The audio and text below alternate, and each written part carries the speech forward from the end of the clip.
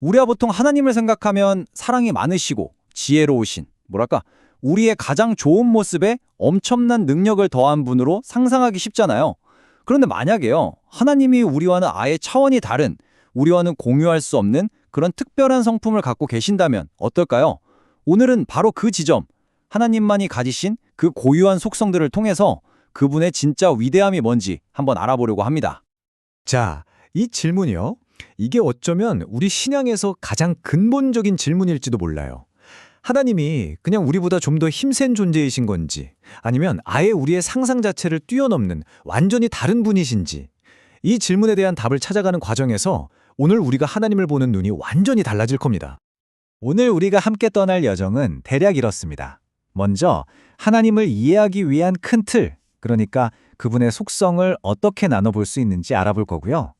그 다음엔 하나님만이 가지신 놀라운 특징들, 스스로 존재하시고 절대 변하지 않으시고 시간과 공간을 훌쩍 뛰어넘으시고 또 이 모든 게 완벽하게 하나를 이루는 모습들을 차례차례 살펴볼 겁니다.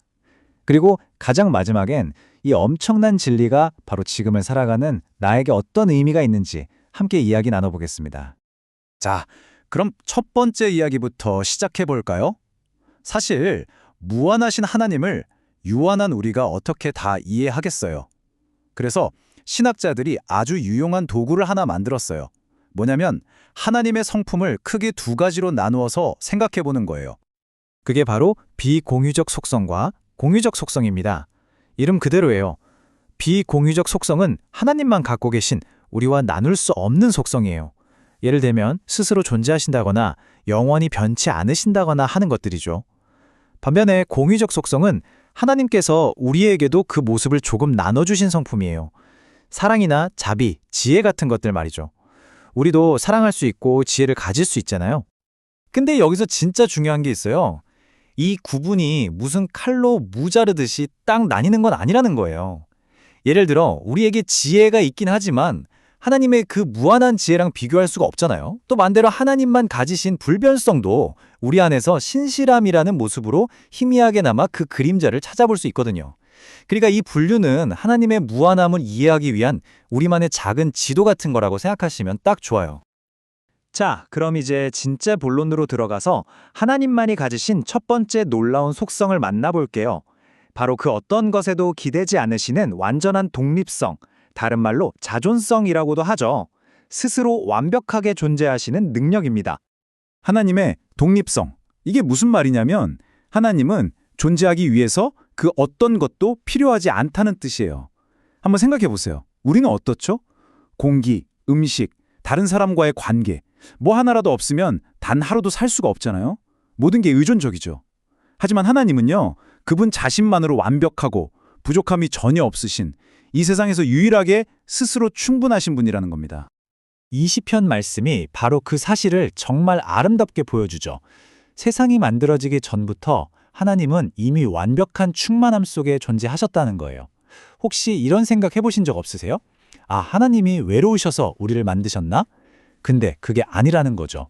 삼위일체 하나님, 성부, 성자, 성령께서는 영원 전부터 이미 완벽한 사랑과 기쁨의 교제를 나누고 계셨거든요. 그 어떤 것에도 의존하시지 않으시는 분. 그렇다면 당연히 시간의 흐름 속에서도 흔들리거나 변하지 않으시겠죠? 바로 이게 하나님의 두 번째 비공유적 속성, 불변성입니다.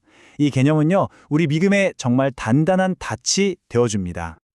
하나님이 변하지 않으신다는 건 그분의 존재 자체, 그분의 성품, 그리고 우리를 향한 계획과 약속이 영원히 똑같다는 뜻이에요. 우리 마음은 하루에도 12분씩 바뀌고 세상의 기준은 시대마다 휙휙 바뀌잖아요. 하지만 하나님은 어제나 오늘이나 영원토록 동일한 우리가 굳게 설 수 있는 반석이 되어 주신다는 겁니다. 말라기서의 이 말씀이 진짜 핵심을 딱 집어주죠. 나 여호와는 변하지 않는다. 바로 이 불변성 때문에 그분의 약속을 믿는 백성들이 망하지 않고 안전할 수 있다는 거예요. 다시 말해 하나님의 신실함은 그분의 변치 않는 성품에서 나온다는 거죠. 맞아요. 아주 날카로운 질문입니다. 성경을 읽다 보면 니누의 성을 멸망시키려다가 거두시는 것처럼 하나님이 마치 마음을 바꾸시는 듯한 장면들이 나오거든요. 이게 하나님의 불변성이랑 모순되는 것처럼 보일 수 있죠. 핵심은 바로 이거예요. 하나님 자체가 변덕을 부리시는 게 아니고요. 상황이 바뀌니까 그분의 일관된 성품이 다르게 표현되는 것뿐이에요. 예를 들어 회개하지 않는 사람에겐 심판을, 회개하는 사람에겐 용서를 베푸시는 건 마음이 바뀐 게 아니잖아요. 오히려 그분의 공의와 자비라는 변치 않는 성품이 일관되게 나타나는 거죠. 요즘 신학 중에는 과정신학이라고 해서 하나님도 우리랑 진짜 관계를 맺으려면 우리와 함께 계속 변화하고 성장해야 한다고 주장하는 흐름도 있어요. 하지만 성경의 관점은 완전히 다릅니다.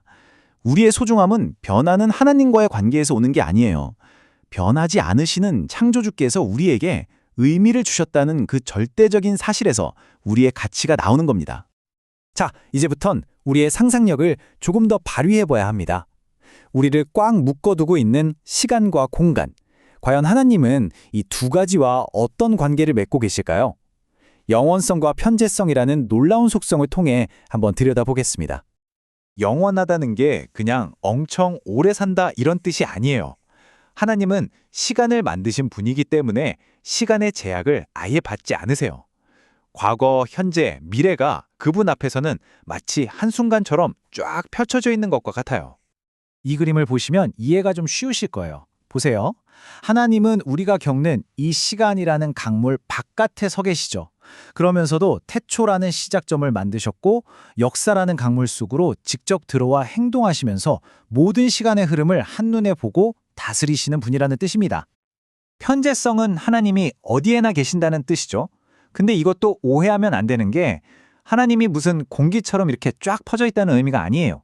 그분의 완전한 존재 전체가 이 방에도 지구 반대편에도 저 먼 우주 끝에도 동시에 임재하신다는 정말 놀라운 진리입니다. 이거 진짜 어려운 신학적 질문인데요. 결론부터 말하면 네, 그렇습니다.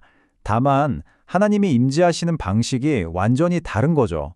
천국에서는 복을 주시고 사랑을 나누기 위해 임재하시지만 지옥에서는 그분의 공의로운 심판을 집행하기 위해 임재하시는 거예요. 그분의 임재 자체가 없는 곳은 우주에 존재하지 않습니다. 자, 지금까지 하나님의 여러 놀라운 속성들을 하나씩 떼어서 봤잖아요? 그럼 이 속성들이 하나님 안에서는 대체 어떻게 존재하는 걸까요? 이걸 설명하는 게 바로 마지막 속성, 통일성입니다. 신학적으로는 단순성이라고도 부르는 아주 깊은 개념이에요. 이걸 이해하려면 하나님이 어떤 분이 아닌지를 먼저 생각해 보는 게 쉬워요. 하나님은 무슨 레고 블럭처럼 사랑 조각, 정의 조각, 능력 조각 이런 것들을 합쳐서 만들어진 분이 아니라는 거예요. 이게 핵심입니다. 하나님은 사랑을 가지고 계신 게 아니라 그냥 하나님 자체가 사랑이십니다. 하나님은 정의를 행하시는 걸 넘어서 하나님 자체가 정의이시고요. 그래서 그분의 사랑은 언제나 정의롭고 그분의 정의는 늘 사랑이 넘치는 거예요. 모든 속성이 분리되지 않고 완벽하게 하나를 이루고 있는 거죠. 자, 지금까지 하나님의 경이로운 모습에 대해 살펴봤는데요. 어쩌면 조금 어렵고 나와는 먼 이야기처럼 느껴지셨을 수도 있어요. 하지만 이 모든 진리는 그냥 머리로만 아는 지식이 아니거든요. 이 놀라운 진리가 지금 우리의 삶을 얼마나 단단하게 붙들어주는지 그 실질적인 의미를 한번 알아보겠습니다. 보세요. 하나님이 변하지 않으시니까 이 흔들리는 세상 속에서도 우리가 소망의 닻을 내릴 수 있는 거예요. 하나님이 스스로 완전하시니까 그분이 우리를 가치 있다고 하시면 그걸로 끝인 거죠. 더 이상 세상에서 가치를 증명하려고 애쓸 필요가 없어요. 시간을 초월하신 분이 나의 과거와 미래까지 다 붙들고 계시고 어디에나 계시는 분이 지금 이 순간에도 나와 함께 하십니다.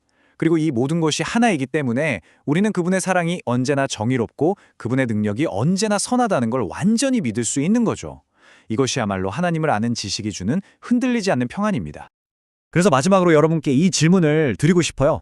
오늘 우리가 함께 나눈 이 하나님, 스스로 존재하시고 결코 변하지 않으시며 시간과 공간을 넘어 바로 당신과 함께 하시는 이 하나님을 아는 지식이 여러분의 믿음을 그리고 여러분의 삶을 앞으로 어떻게 새롭게 만들어갈 수 있을까요? 이 질문을 한번 깊이 생각해 보시는 한 주가 되셨으면 좋겠습니다.